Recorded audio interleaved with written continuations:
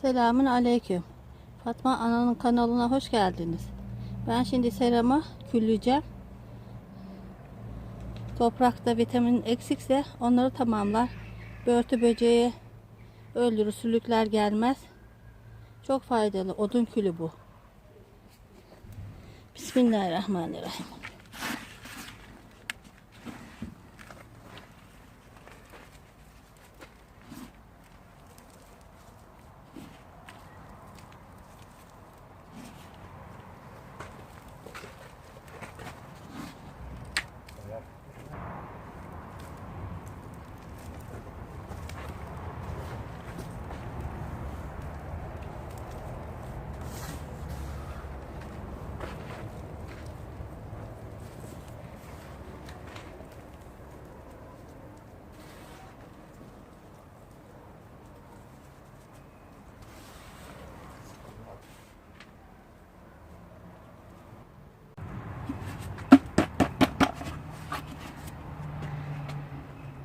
Tekrar kazılacak, küller altına girsin, her yeri karışsın diye.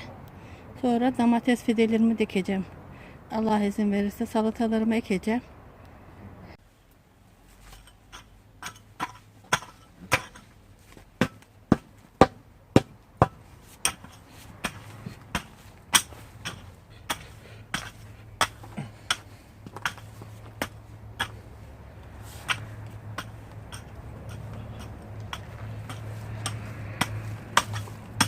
Şimdi domates ocaklarını kazacağım.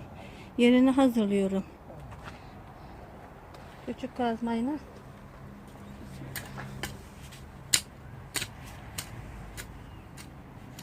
Bunlara domatesleri dikeceğim.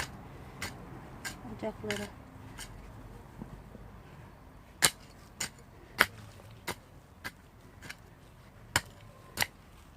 Külden sonra kazdım.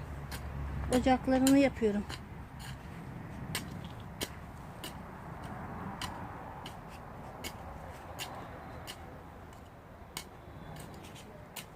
Şurada salata yapacağım.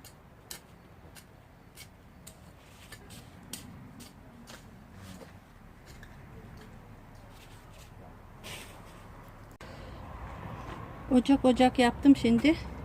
Sulayacağım. Domatesler küçük ama yerinde büyüsün. Dikeceğim. Allah izin verirse. Allah. Bol bol süslüyorum bunu.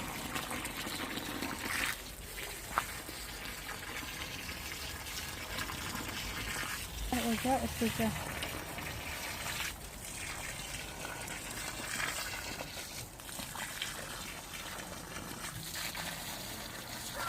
Beni izlemeye devam edin. Allah'a emanet olun. Hoşça kalın.